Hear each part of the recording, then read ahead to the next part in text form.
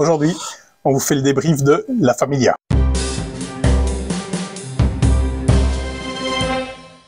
Hello. Salut. Bienvenue dans cette vidéo Bûcher au laurier, c'est Cédric. Et Laurent. Et on va vous parler aujourd'hui de La Familia, ou La Familia. La Familia, pareil. La Familia. Voilà. J'avoue, j'ai pas été renseigné. Il paraît. C'est une mensuration, c'est du 4 joueurs seulement. C'est pour des parties de 120 à 180 minutes. C'est du 16+. Non pas spécialement par la complexité qui certainement devrait être un 14+, mais c'est certainement le thème qui justifie ce 16+. Ouais. L'auteur, c'est Maximilian Maria Thiel, qui a fait Power Struggle, entre autres. Excellent Power Struggle. Mindstorm, malheureusement oublié, qui n'a pas eu le succès escompté, du moins en version française.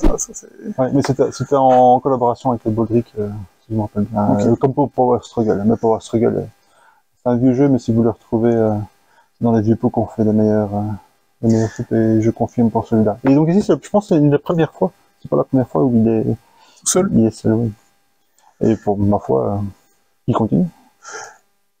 Au niveau du graphisme, c'est Weberson Santiago, hein, donc excellent. Qu'est-ce qu'il nous a tout fait? Il nous a fait beaucoup de jeux de chez beaucoup le connaissent pour l'auberge sanglante, hein, c'est vraiment ça qui l'a vraiment mis devant. Et maintenant il fait plein de choses. Il fait de plus en plus maintenant, on dirait qu'il s'est vraiment orienté. Il a fait la photo dans les plus récents. Donc il était présent un peu plus sur Paul Game avec l'auberge sanglante qui était chez Paul Game. Ouais. Ici on est chez Feuerland, hein, au niveau de la... Ouais, d'ailleurs, avec un petit... si on le voit à la caméra... Je mettrai une incrustation. Oui, Feuerland avec un petit logo. Avec le logo. Ouais, parce que Feuerland, c'est pas... Les jeux d'affrontement, les jeux frontaux, c'est pas nécessairement leur marque de fabrique, et donc ils ont décidé de... C'est pas non plus un sous-label, mais ils ont mis une petite tête de mort pour dire, voilà, ça sort un petit peu de ce qu'on fait d'habitude. Petite prise de risque pour eux. Donc on est chez Feuerland avec un logo Capstone, comme ça arrive très souvent, parce que Capstone distribue les jeux... Ici, quand il sera en français, donc ce sera Super Meeple au niveau peut-être même que Feuerland disparaîtra. Ça arrive, comme il y a eu sur notamment... Donc localisation annoncée par Super Meeple, qui je pense va confirmer pour Essen, qui va de toute façon, je pense, faire tous les jeux Feuerland. J'ai l'impression que c'est un contrat. Ouais. J'en ai aucune idée, c'est une estimation que j'ai. Mais en même temps, ici, en termes de texte, donc c'est les versions qu'on trouve actuellement, c'est les versions allemandes et anglaises. Ouais. Il y a les deux. C'est pour ça qu'il y a Capstone dessus. Ouais, et il y a les deux langues, parce qu'il y a très peu de texte en fait sur le matériel, à part les tuiles de pouvoir, on en parlera peut-être après, où il y a un petit peu de texte, donc il y a 10 tuiles, je pense, sur lesquelles il y a un petit peu de texte, et encore il y a une iconographie qui correspond, donc le texte est inutile. Et la règle, en dehors de ça, c'est absolument sans texte, donc si jamais vous êtes impatient... Vous ne pouvez pas attendre Essen. Allez-y. Voilà. Si vous avez une explication de règles, vous pouvez parfaitement y jouer. Au niveau du pitch, déjà rien que le titre, c'est La Familia de Great Mafia War. Donc le pitch. Il y a la mafia. Voilà. Chaque joueur, donc les 4 joueurs, encore une fois, c'est 4 joueurs uniquement, 2 contre 2 uniquement. Donc c'est 2 équipes de 2. Chaque joueur représente une famille qu'on va choisir parmi 6.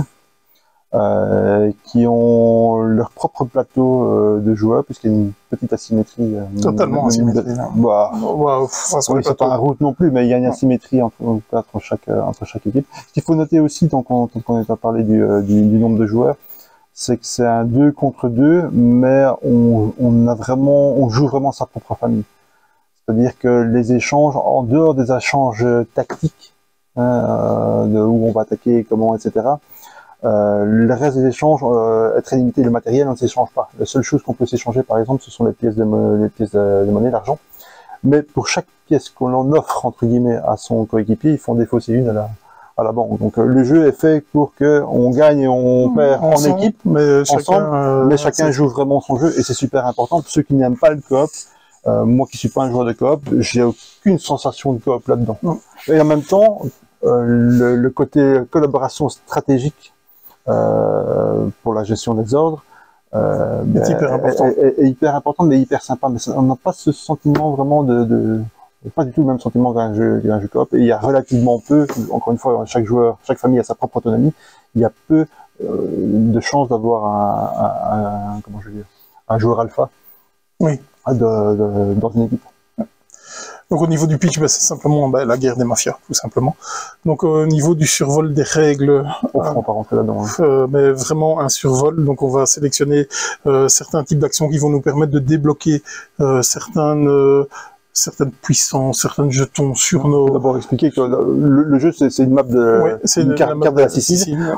On a des soldats qui représentent des cubes et c'est un jeu de majorité. Ouais. Donc l'idée, c'est d'avoir un maximum de nos cubes sur le plateau de manière à avoir des majorités sur la carte. Et c'est ce qui déclenche la fin de partie d'ailleurs. Au moins 2 sur les 3 dans chaque quartier pour avoir justement une majorité dans chaque quartier. Parce qu'il y en a tout plein des quartiers, je sais pas combien il y en a, mais il y en a au moins... Je ne saurais plus de combien. 10, 12, facile. Donc il faut aussi savoir que en setup de départ, on va mettre une faction neutre qui n'a pas d'interaction, simplement qui va simplement se défendre en cas d'agression, parce qu'elle ne va pas commencer à attaquer les autres et tout ça. Ça c'est bien fait. Donc ce qui fait que en setup de départ, comme c'est de la majorité, eh bien une équipe a un territoire, le neutre a un territoire et l'autre équipe a un territoire sur ces fameux districts de 3 territoires. Donc il n'y a personne qui a de majorité dès le départ. Donc au niveau des règles, donc on va faire certaines actions. Oui, c'est une des premières phases, on va dire. En fait, ça joue en 4 manches et chaque manche est divisée en 2 phases. Il y a une phase où on va planifier nos actions. C'est-à-dire c'est un jeu de planification, une majorité. On va faire un espèce de placement d'ouvriers qui est particulièrement bien fait et qui est issu de Magnastorm que l'auteur avait co-designé. Et donc c'est un système on déplace des disques d'un plateau à un autre et quand tous les disques ont été déplacés, ça déclenche la fin de la manche. On déplace évidemment pour faire des actions. Et à la fin de la manche, le plateau remonte et on met un nouveau et ça recommencera. Donc c'est un principe qui a fait ses preuves dans Magnastorm, qui est amélioré pour moi ici, qui est vraiment bien foutu, parce qu'on doit réfléchir à plusieurs dimensions. Et donc ces actions qu'on va faire, ça va permettre de préparer la phase suivante. On va les mettre ce qu'on appelle des ordres dans les différentes provinces de la Sicile.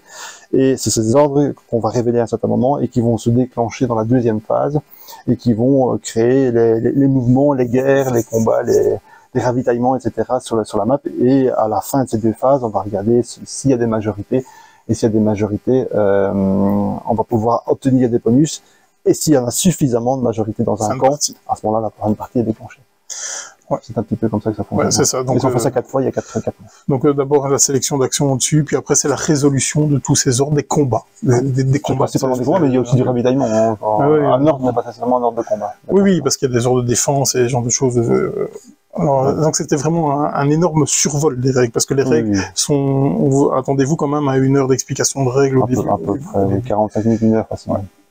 Donc au niveau du twist, là par contre on va pouvoir dire des twists, parce que je pense qu'il y en a quand même quelques-uns. En tout cas, moi j'en ai déjà vu au moins 2 que je pourrais citer. Mais oui, ça dépend quelle je veux dire profondeur, je veux dire quel détail que le jeu n'a rien de spécialement particulier. Le twist, il faut en dégager un, c'est ce déplacement d'ouvriers en fait d'un plateau à un autre. Ouais.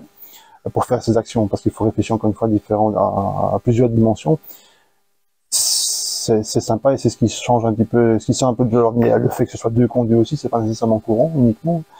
En dehors de ça, après c'est un jeu de majorité, on affronte, il y a des cubes qui vont dans une zone, on pense à un 4X, on pense à un jeu de cible, ça reste assez classique. On dépense des cubes, les cubes vont s'annuler à un contre un. Après, il y a beaucoup plus de mécanique que ça, évidemment, il y a plein de bonus qu'on peut avoir, mais le fond du jeu est ça, donc il y a rien de spécialement nouveau, mais tout ce qu'il fait, moi, il le fait surtout très très bien. C'est peut-être ce twist, c'est que même ceux qui n'aiment pas les jeux d'affrontement, parce que ça reste un jeu purement d'affrontement, c'est frontal. Hein. C'est aussi si la famille se développe, c'est au détriment des autres. Si vous n'aimez pas l'interaction, fouillez, parce que là, c'est ultra interactif. On peut pas se développer si on ne marche pas sur les pieds des autres, de toute façon. C'est parce que c'est le jeu qui le veut. C'est le jeu qui est créé comme ça. Mais justement, même ceux, j'ai joué avec des gens, je pense, tu parlais de Romain tout à l'heure, même des gens comme Romain, qui n'apprécient pas du tout les jeux d'affrontement, les 4X et autres. Beaucoup aimé la Familia, donc c'est peut-être ça l'autre twist. En dehors, je vous dis, de ce déplacement d'ouvriers, de sélection d'actions qui est particulièrement bien fait. Et qui est une version donc améliorée de Magnastorm, qui était déjà pas mal. Le fond de jeu était peut-être un petit peu plus léger. Ici, le fond est en plus à la hauteur de système de sélection d'actions. Donc, moi, personnellement, les twists que je vais relever, c'est justement dans cette sélection d'actions, à un moment donné, donc on peut jouer, on peut jouer les pions des autres, sans aucun problème. Il faut quand même payer une pièce, mais il y a la possibilité d'acheter cette fameuse colonne. Donc vous regarderez dans le survol des règles. Ça, je trouve déjà ça super intéressant de savoir quel type d'action on va prendre pour justement pas trop donner la possibilité d'avoir un achat facile de colonne qui est quand même vachement puissant, surtout au niveau de ça. En fait, les achats de colonnes permettent c'est comme ça qu'on va débloquer notre plateau, parce qu'on a chacun un plateau qui est asymétrique, et les achats de colonnes vont nous permettre d'enlever des disques et donc d'améliorer les différentes capacités de la famille. Qui donne de la puissance. Donc à notre tour, dans cette phase de planification, on peut soit prendre un disque, le déplacer sur le plateau du bas pour faire une action, soit acheter la colonne, c'est-à-dire retirer tous les disques de la colonne en les payant. On doit payer la colonne. L'argent peut être assez tendu dans le jeu, hein, ça dépend comment on le joue. Et à ce moment-là, c'est grâce à ça qu'on peut débloquer nos plateaux. Donc on est tiraillé à chaque fois entre les deux, entre déplacer plutôt que d'acheter la colonne, et si on le déplace, ben, on rend la colonne moins chère pour le joueur suivant qui peut éventuellement l'acheter. Au niveau des twists des combats aussi, je trouve que l'ordre de priorité est vraiment très très bien trouvé. Là-dedans, ça a énormément de plus-value. En tout cas au niveau du jeu, donc des fois le petit pousset terrasse l'ogre. Ça c'est plus au niveau des cartes. Ça c'est un twist aussi, c'est au niveau des ce fameux comment on appelle le brain mind, je sais pas comment, ou le fait que on va sélectionner une carte qui va nous aider pendant le combat, mais on va offrir d'abord la possibilité à l'adversaire de la prendre, tout simplement. Et donc là, tout le jeu, de savoir qu'est-ce que je vais mettre pour... et moi, quand on m'a expliqué la première fois les règles, je crois que l'histoire c'était à Cannes en très bonne compagnie, on m'avait expliqué, parce que chaque joueur a 3 cartes, hein, on n'a que 3 cartes et c'est tout le temps les mêmes. Moi, j'y croyais absolument pas. Parce que je me dis, à quel moment ça peut changer une situation. Si on attaque avec 5 contre 1, à quel moment, eh ben, et je l'ai appris à me défendre. Voilà. Donc, oui. Moi non. Ça pose oui, totalement. C'est ta spécialité. Ouais. Donc, rappelle-moi de ne pas jouer contre toi. D'accord. Et donc, on va s'arrêter là pour les twists parce que sinon on rentre dans les sous-couches de règles qui font que ça devient. Il y a d'autres twists, mais c'est vraiment dans les petites règles et c'est vraiment des petites choses. Mais vraiment, ce qu'on peut retenir, c'est le placement d'ouvrier et le fait que c'est un jeu d'affrontement, mais qui peut plaire. Voilà. La rejouabilité du jeu. C'est l'interaction. Deux parties ne peuvent pas être identiques absolument parce que tout dépend de la façon dont on va jouer la famille et la façon dont l'équipe va se développer, la façon dont on va jouer, on va s'entendre avec notre coéquipier. C'est surtout ça. Pour moi, c'est surtout ça. Parce qu'au niveau du plateau, variabilité, il n'y a rien. Il n'y a rien. Il y a le setup de départ est figé. On rajoute juste parce qu'on va chacun tirer une carte famille. Donc on a déjà notre plateau, on a déjà choisi la famille, la couleur de notre famille en fait. Et donc chaque famille, il y en a 6, ont un axe de développement privilégié, ce qui fait la symétrie, mais c'est pas nécessairement non plus obligatoire, je pense. J'ai pas suffisamment joué, mais je pense pas que ce soit vraiment obligatoire parce que ça je n'aime pas dans les jeux asymétriques où il faut vraiment taper dans ce que la famille, enfin le plateau qu'on a choisi propose. Ici c'est pas le cas, on peut même un peu plus diversifier sans trop de problème. En dehors de ça, on pioche une carte qui va nous donner les ressources de départ, c'est les ressources. Et il n'y a que ça qui peut... en fait, c'est l'association du plateau qu'on a choisi et de cette carte qui fait la variabilité sur la map. Tout le monde commence avec les mêmes forces à chaque partie. Donc autant la symétrie est fort présente en fonction des familles que la rejouabilité, je ne sais pas s'il y en a énormément, mais personnellement, j'ai pas... En tout cas, j'en suis pas ressorti en disant... Ok, j'ai pas envie de jouer une deuxième fois parce qu'il se passera plus rien d'autre. Mais c'est là qu'il faut pas confondre, et souvent c'est la malgache gonflée, il faut pas confondre variabilité et rejouabilité. Ouais, je suis d'accord. Il n'y a pas beaucoup de variabilité, il y a énormément de rejouabilité. Ouais. Parce que ce sont les joueurs qui font la rejouabilité. Ce qui est généralement l'inverse dans les jeux. Il y a très peu de rejouabilité avec énormément de variabilité. C'est souvent vrai aussi. Ici, on se rapproche plus d'un jeu à l'ancienne, où il y a quelques années, on se posait absolument pas de questions. Un jeu comme ça, on l'aurait poncé, on aurait fait 1000 parties. Alors que maintenant, il faut qu'on ait des setups de départ, des tuiles additionnelles, etc. pour faire croire à quelqu'un que c'est un jeu qui a de la rejouabilité. C'est pas le cas. Au niveau du poids BGG et de la cible, le poids pour l'instant c'est 3,79 sur 5, donc pour moi je l'aurais mis quand même un peu plus haut. Franchement, je pense qu'il est bien. Maintenant, la difficulté dans l'interaction. C'est la difficulté dans l'interaction, mais aussi avec énormément d'actions possibles différentes, avec une iconographie pas spécialement intuitive sur ce genre de jeu.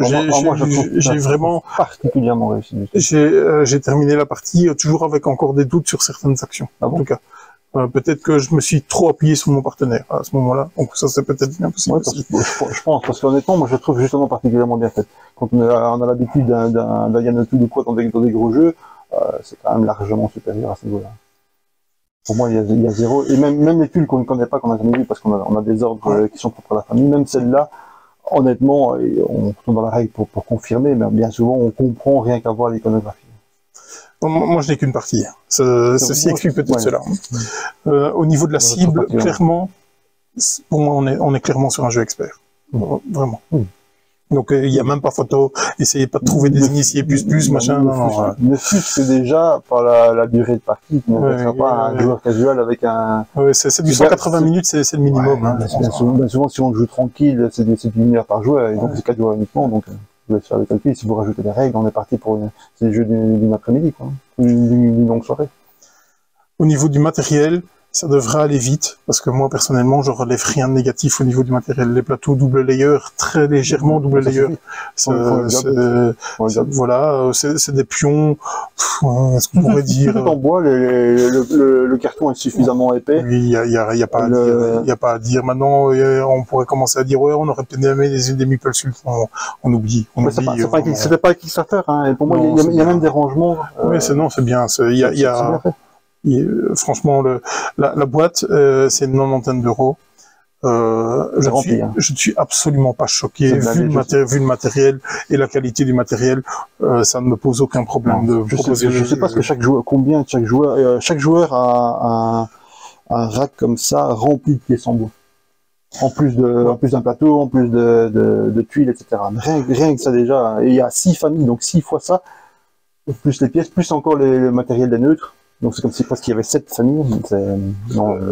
Généralement, enfin, en tout cas dans les jeux de Feuerland que moi je connais, c'est toujours assez cher, mais c'est toujours justifié parce qu'il y a toujours plein de matériel et pas de matériel spécialement superflu. On vient pas vous jeter des bazars, des 10 000 figurines qui pourraient arriver. Non, tout le matériel sert. Le matériel est pléthorique, le jeu aussi. Non, franchement, Feuerland, c'est un éditeur qui est extrêmement sérieux en termes d'édition de matériel, comme on vient de le dire, et surtout par rapport à d'autres, on ne peut peut-être pas les citer, mais en termes de playtesting. Un jeu qui sort de chez Feuerland, un peu comme un jeu qui sort de chez CGI, c'est un peu comme un jeu qui sort de chez Hansing Gluck et autres. C'est des jeux, on sait qu'on l'achète, il plaira, il plaira pas, mais ce sera probablement pas l'édition qu'il faudra en vouloir, ni des déséquilibres ou ce genre de choses. En général, c'est des choses qui sont larguées avec Ark Nova. On aurait sorti un Ark Nova chez Board & Dice ou un autre comme ça, ça n'aurait probablement pas été la même histoire. Voilà. Donc là-dessus, je suis à Feuerland, je vais m'acheter les yeux fermés à ce niveau-là. Les plus et les moins. Moi j'ai un, je vais commencer tout ça, moi j'ai un moins. C'est que le jeu ne m'aime pas. C'est ça. Le jeu ne m'aime pas. Quoi que je fasse, quoi que je tente, ça ne va pas. Ça se retourne contre moi. C'est ça. Voilà. Surtout par les ordres de priorité. Incroyable. J'ai une bine à ce jeu. Je joue probablement mal, hein. Je remets pas ça en cause, hein. Je me remets aussi en cause en partie, mais il n'y a pas que ça. C'est incroyable. Le jeu de bon. Et dire qu'il est bon, à quel point il est bon, c'est que malgré ça, pourtant je me fais en général rétamer, malgré ça, j'ai toujours envie d'y revenir. Les ordres de priorité sont juste géniales. Hein. Ça change tout du tout. Il faut planifier. Il faut se mettre dans la tête des autres. Il faut que ça s'assemble. Quelquefois on prend un risque et ça peut être payant. C'est magnifique, mais parfois ça peut avoir des conséquences qui sont ultra dramatiques. À tel point que même des fois les actions du partenaire sont plus nécessaires parce que ça a tellement foiré de l'autre côté qu'on n'a plus besoin de son attaque à lui. Quand il y en a un qui coule, il attrape l'autre par la main, ça c'est sûr. Donc, c'est clair. Moi, au niveau... tout le reste, pour moi, il y a quasiment que des points positifs. Oui, on peut... ce serait trop long dans la vidéo de tout énumérer. Moi, au niveau du moins, j'ai eu tendance à trouver que ça avait tendance à... ces phases de planification où vraiment parler avec son coéquipier est ultra importante. Ça avait tendance un peu à être longué. Ça, c'est d'un avis personnel. C'est un jeu qui est long, hein. Encore une fois, c'est facilement... C'est un avis personnel. J'aurais aimé que ce soit un peu plus rapide, mais alors ce serait peut-être au détriment du jeu et de la force et de la profondeur du jeu. Donc, c'est à mettre entre des... C'est à mettre entre des guillemets, des gros guillemets. C'est un jeu long, il faut savoir, en vendant une partie, on sait qu'on est parti, c'est le jeu de la journée, quoi. Oui, c'est un jeu qu'on va caler entre deux autres. Ils annoncent 120, 180, je sais pas s'il y en a qui nous sont approchés les 120. Peut-être qu'avec beaucoup d'expérience et en jouant très vite, peut-être, mais... Avec des erreurs sur les autres et que ça puisse se retourner, parce que ça peut être très net, une partie, dans la mienne, je pense qu'au tour 2, on n'en menait pas large et je pensais même qu'on pouvait perdre, alors qu'au tour 3, j'étais pratiquement certain que... Ça se retourne. Hein. Et on peut très bien faire le gros dos pendant un tour ou deux et puis après exploser. C'est ce qu'on a fait. Et pourtant, c'est pas passé loin qu'on prenne la correctionnelle au tour 2, quoi. Mais sinon, c'est clair que c'est un jeu de 45 minutes, 1 heure par joueur. Faut pas viser moins, ou alors il faut jouer vraiment... Rapidement, je suis pas sûr que le fun n'est pas là. Hein. Donc, ton verdict? Ah, moi j'adore. Je pense que si je devais garder un jeu depuis le début d'année, et encore une fois je dis ça, je n'ai pas mis une dedans moi, je pense que c'est celui-là. Je trouve tout fonctionne super bien. Tout fonctionne super bien. Il peut être brutal, il peut être frustrant, il peut être énervant, il peut être plein de choses, mais on lui pardonne tellement tout ce qu'il fait, il le fait super bien. Quoi. Pour un gros design comme ça, avec autant de choses, il y a longtemps que j'ai pas eu un jeu, je me suis pas dit, ça je l'aurais pas, je l'aurais pas fait comme ça, mais en tout cas j'aurais préféré que ce soit autrement. L'idée, voilà, ce truc-là soit fait comme ça, que ceci soit fait comme ça, que cette option-là soit là plutôt que là, etc. J'ai rien à dire sur ce jeu en fait. C'est pas souvent. Il donne envie de jouer, il t'appelle. Effectivement, je reconnais une très belle couverture. Je suis un peu moins conquis par la carte de la Sicile, mais une très très belle couverture. En plus c'est lisible, c'est ça qui est bien. C'est beau et lisible. Ce qui est très difficile à avoir chez un illustrateur. C'est en expert. Ces temps-ci. Dans le sens de jeu Yanotool, il fait des super choses, c'est probablement un des plus beaux au niveau coup de pinceau, en termes de lisibilité et d'iconographie. Enfin, tout le monde ne sera pas d'accord avec moi, mais c'est pas grave. Ici, pour moi, il y a... Ouais, il y a rien à dire. Non, tu me demandes un défaut sur ce jeu, c'est pas pour tout le monde. C'est brutal. C'est ça. Mais c'est que ça. Le reste...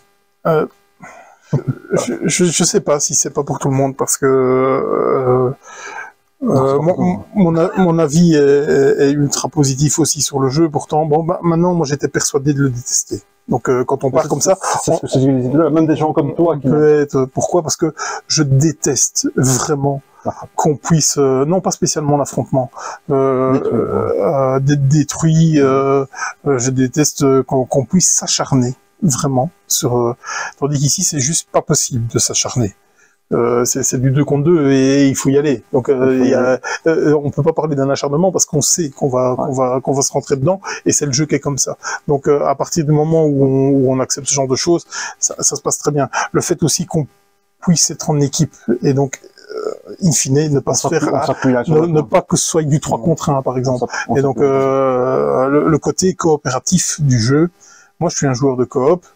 Ces sensations, on les retrouve dans du zombicide où il faut ultra coopérer. Sinon, ça va être vite réglé. Ouais. Ça va être vite réglé. Si dans ce sens-là, c'est vrai que c'est vraiment parce qu'il faut aussi collaborer. Oui, c'est un coop à du 2 contre 2. c'est pas un full coop évidemment, et même c'est assez bien dans les factions qu'il y en a peut-être qui vont dire ok, mais moi je vais plus te supporter, je vais plus t'amener des petites choses, des machins, des bazars, je vais essayer d'égrener un petit peu, alors que toi tu vas frapper très dur, et donc il y a moyen vraiment de développer des choses en fonction des familles et des rôles particulièrement à jouer différents là-dessus. Et se mettre d'accord sur les ordres. Donc je pense vraiment que c'est un jeu pour tout le monde, en tout cas dans les experts, en tout cas. Il faut pas parler d'autre chose, même si on n'aime pas l'affrontement, même si on n'aime pas si on n'aime pas l'interaction ultra violente, parce que là on est dans l'ultra violent. Ah oui. C'est raccord avec le thème en même temps. Ah mais clairement, le jeu est brutal. Clairement. Tu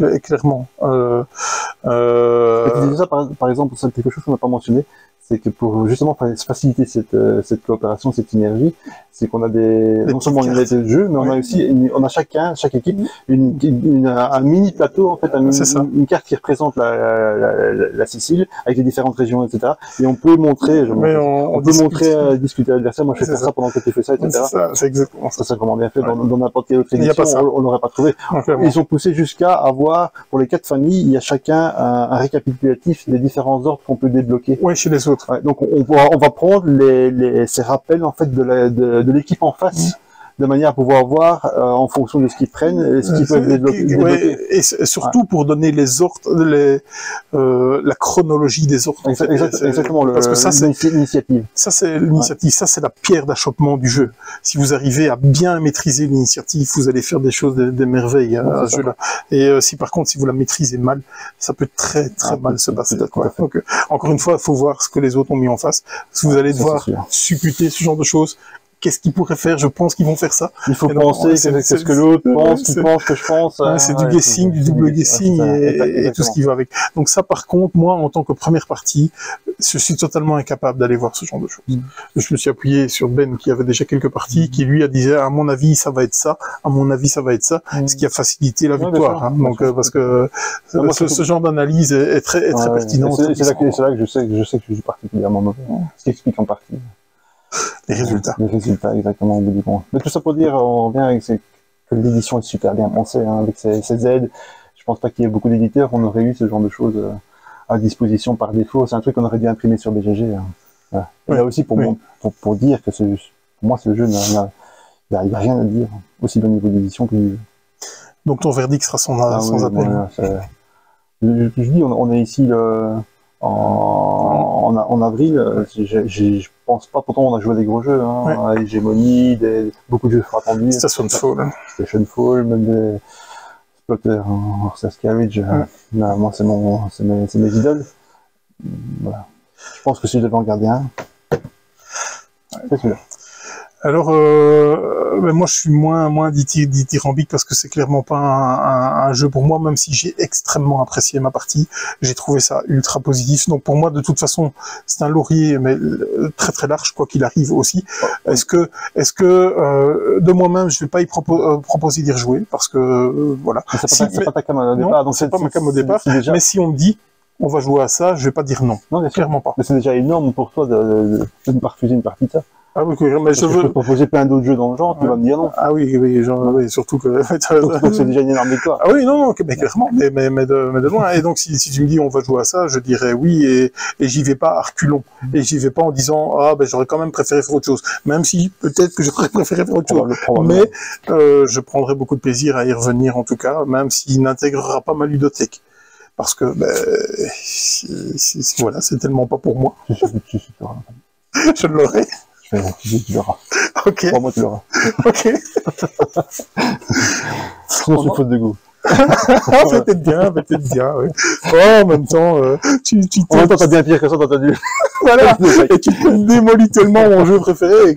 On est bien après ça. Donc là, je pense qu'on est pas mal et qu'on a fait un peu le tour de la Familia. Et donc, allez-y. En tout cas, un public expert. Renseignez-vous avant. Oui, je pense, c'est une expérience. Oui, mais on n'achète pas ça à l'édition. C'est, comme tu dis, combien? 80? C'est à peu près 90 euros. 90 euros. On achète je parle pas d'un achat, moi je parle de jouer. Allez-y. Si vous avez l'occasion de jouer, évidemment. Allez-y, on parle pas de l'achat. Après l'achat, vous verrez, parce qu'il a beaucoup de freins à l'achat malgré tout. Bah, déjà, plus que ça, 2 contre 2. Ouais. Déjà, rien que ça, le prix de 2 contre 2 et le côté est très brutal. Si vous êtes OK pour ça. On est pas mal. À bientôt. À bientôt. Salut.